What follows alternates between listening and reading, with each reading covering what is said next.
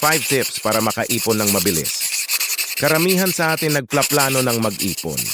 Marami sa atin palagi nang nakakarinig ng salitang kailangan ko ng mag-ipon or next year sisimulan ko na mag-ipon.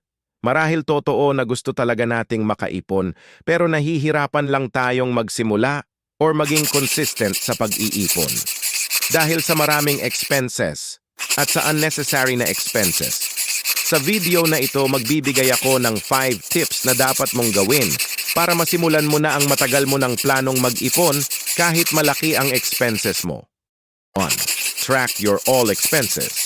Importante na i-track ang expenses upang maiwasan ang overspending at makasisiguro ka na mapupunta sa tamang gastusin ang budget mo.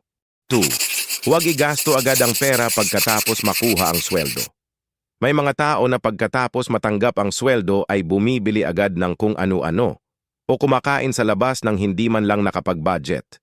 Huwag natin itong tularan, lalong-lalo na iyong mga taong pagkatapos makuha ang sweldo ay di mapigilang bumili ng alak, happy-happy agad ang nasa utak. Ang ending, walang naipon na pera para sarili.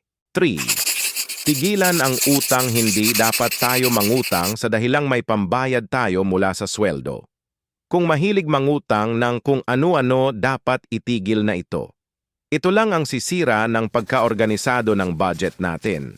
Ang pera na siniset aside sana natin para sa mga bayarin tulad ng kuryente, tubig at pagkain ay makakaltasan tuloy dahil sa utang at gagawa lang ito ng problema sa atin. Maganda lang ang utang kung ito'y para sa negosyo. 4. Bawas-bawasan ang convenience sa buhay. Nandyan yung gumagamit tayo ng mga devices o services para mapadali ang mga gawain at makapag-save ng oras. Pero ito din ay kakaltas ng malaking bahagi sa ating budget kung ito ay nilalagi. Gaya na lang ng lagi sa laundry shop, ipinalaba ang mga damit dahil mabilis. Pero kung tayo na lang ang maglalaba, hindi tayo gagastos ng malaki. Ilang mga convenience sa buhay na dapat natin bawasan nakakaltas sa ating sweldo ay Spotify subscription, Netflix subscription, vacuum cleaner, aircon, washing machine, kumain sa labas.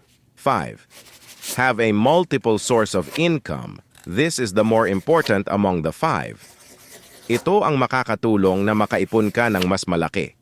Kasi sa panahon ngayon, lahat ng bilihin mahal, tapos ang source of income mo lang ay isa.